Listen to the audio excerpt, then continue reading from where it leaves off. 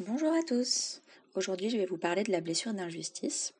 Donc, quand on a cette blessure, généralement, c'est parce qu'on a reçu, on a touché notre blessure, on nous a rejeté, on nous a abandonné, on nous a trahis, et on trouve ça totalement injuste. Du coup, notre ego nous fait porter pour nous protéger le masque du rigide, du perfectionniste, de l'exigeant, de l'intolérant. En fait, on ne veut plus recevoir en fait des critiques, et pour ne plus recevoir ces critiques, on veut devenir parfait. Et quand les autres, eux, ne reçoivent pas de critiques, eh ben, on trouve ça vraiment injuste. Et ça nous met du coup dans des émotions de colère et de jalousie. Donc généralement, à chaque fois que vous avez des émotions de colère et de jalousie, ça veut dire que derrière, ça a activé la blessure d'injustice. C'est hyper important de bien connaître et contrôler ces émotions. Quand plus vous les connaissez, plus en fait vous allez comprendre quelle blessure il y a derrière et comment guérir tout ça. Donc en fait, il y a plusieurs niveaux dans l'injustice. Donc quand on est en colère, du coup, notre ego nous fait tomber dans de la comparaison. Donc on se compare aux autres, on comprend pas, donc on essaie d'être parfait, d'être mieux. Et ça, c'est une comparaison, c'est le petit niveau. Pire, on peut tomber vraiment dans la jalousie. Ou alors encore pire, on peut tomber dans la vengeance. Et en fait, ça, c'est vraiment le cercle vicieux à ne pas faire. L'autre a eu un comportement absolument horrible et en fait, il a parlé avec son ego, avec ses blessures du passé. Et c'est très facile de reproduire la même chose, en fait, de reproduire ce mauvais comportement que la personne en face a eu. Et le problème, c'est que ça n'arrange en rien et que ça finit en cascade et ça finit de pire en pire. Donc ça passe de comparaison à jalousie, de jalousie à vengeance et puis ça ne finit jamais.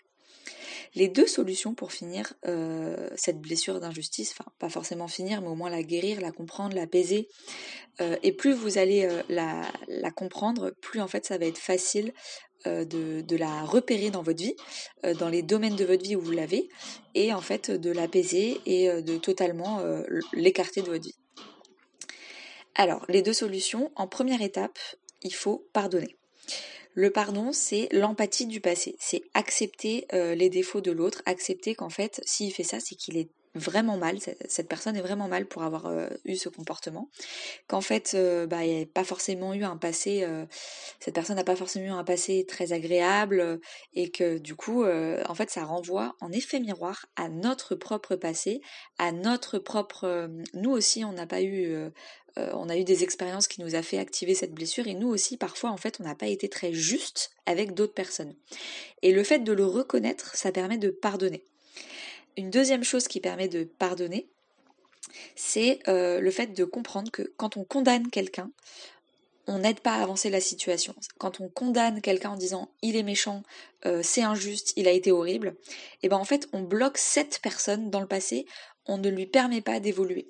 La métaphore la plus courante, c'est dans la justice française, quand il y a eu un meurtre, un viol, enfin des trucs absolument horribles.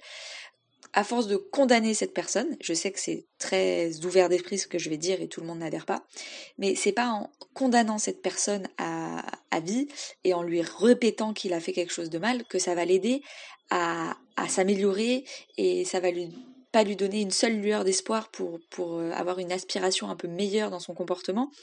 Et c'est la condamnation qui vraiment n'aide pas du tout. Donc le pardon, c'est essayer du coup d'être un peu plus flexible avec le passé de la personne et de comprendre un peu plus pourquoi il a fait ça.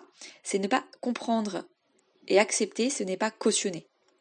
Le pardon, ce n'est absolument pas cautionner, c'est comprendre et accepter pourquoi il a fait ça.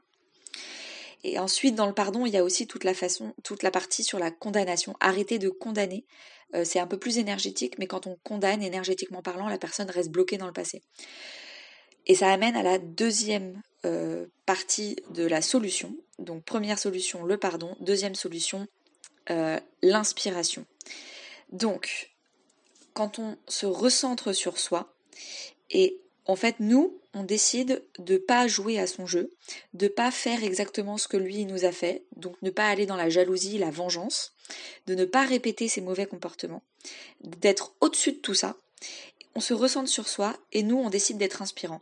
Nous, on décide de faire la bonne chose à faire avec les autres, avec soi, plutôt que de conseiller aux autres de faire telle et telle bonne chose. En fait, on arrête de se concentrer sur les autres et on se concentre sur soi. Qu'est-ce qu'en fait, moi, je peux faire ? Qu'est-ce que moi, je peux inspirer à faire pour avoir la bonne action ? Donc voilà les deux solutions que moi j'ai trouvées dans ma vie qui sont ultra puissantes et efficaces pour sortir de la blessure d'injustice, sortir de la comparaison. Sachant que la blessure d'injustice est en boucle avec la blessure du rejet, ça va aussi beaucoup avec la dévalorisation et l'auto-sabotage.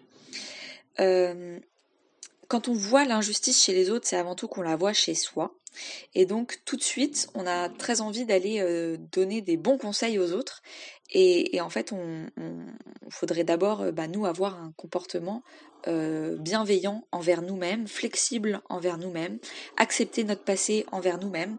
Et quand on aura fait ça, c'est beaucoup plus facile de l'accepter chez les autres. Un petit astérix, le pardon. On n'est pas obligé, oui, c'est plus facile d'aller pardonner aux autres ou de se faire excuser quand c'est possible, mais quand c'est pas possible, c'est juste dans sa tête, énergétiquement, pardonner à l'autre. Et ça suffit en fait. Il n'y a pas besoin d'avoir une grosse conversation en explosant en larmes ou en s'énervant. Le pardon, ça, il se fait en soi, à l'intérieur de soi, pour soi-même déjà, avec son enfant intérieur, mais également ensuite avec l'autre. Mais il n'y a pas besoin de temps. Ça fait partie des moments de méditation, des moments d'introspection que vous pouvez avoir avec vous-même, de guérir cette blessure d'injustice. Il y a beaucoup de personnes qui attendent de régler une injustice ou qui attendent de pardonner en ayant une conversation importante avec la personne concernée. C'est pas comme ça que ça marche. En tout cas, chez moi, ça n'a jamais fonctionné.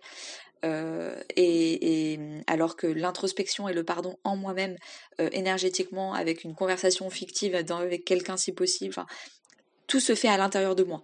Et ça fonctionne beaucoup plus rapidement. Si vous avez condamné et été injuste avec quelqu'un d'autre, ça peut arriver, c'est même sûr, à l'intérieur de vous, excusez-vous, mais aussi si vous avez la possibilité ou le courage de le faire, déjà le faire en soi, c'est déjà, je dirais, 90% du problème réglé et de la blessure libérée. Mais si en plus vous allez plus loin, vous pouvez aller vous excuser auprès de la personne. Et ensuite, tout de suite, essayez de reprendre la posture la plus bienveillante et inspirante qui soit. Vous n'allez pas être parfait, vous serez jamais parfait, vous allez forcément être injuste tout au long de votre vie.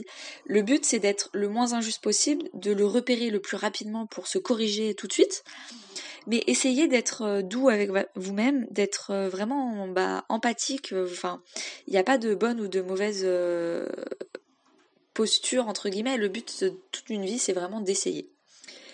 Donc une fois que vous vous êtes excusé, tout de suite vous reprenez une posture bienveillante et inspirante, celle que en fait vous auriez adoré avoir, et malheureusement vous aviez été dans la comparaison, la jalousie, la vengeance, et du coup vous avez condamné la personne de façon injuste, parce que c'est votre passé qui a parlé, et non pas donc votre ego, votre protection, et non pas votre âme, votre partie bienveillante.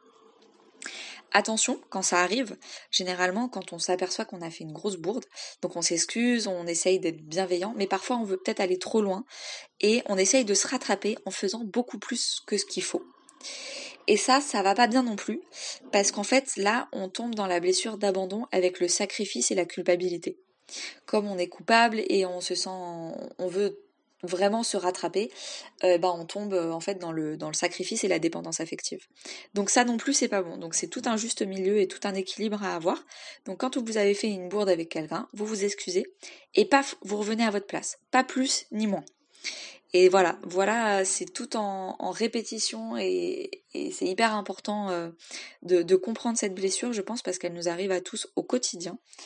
Et c'est vraiment comme je vous l'ai dit, c'est vraiment se repositionner, s'excuser et repartir dans une posture bienveillante, ne pas recondamner, donc on arrête la condamnation, que ce soit dans l'éducation nationale ou dans la justice française, ça m'horripile un peu, mais bon, ça c'est personnel. Mais on retombe pas non plus dans le sacrifice et la culpabilité à vouloir tout faire à la place d'eux pour s'excuser. Non, c'est pas comme ça que ça fonctionne. Normalement, vous vous êtes excusé, ça suffit. Et vous avez appris de vos erreurs, ça suffit. Et vous allez, petit pas par petit pas, faire de moins en moins d'erreurs. Voilà pour ce podcast du jour. Je vous souhaite une très bonne journée et à bientôt.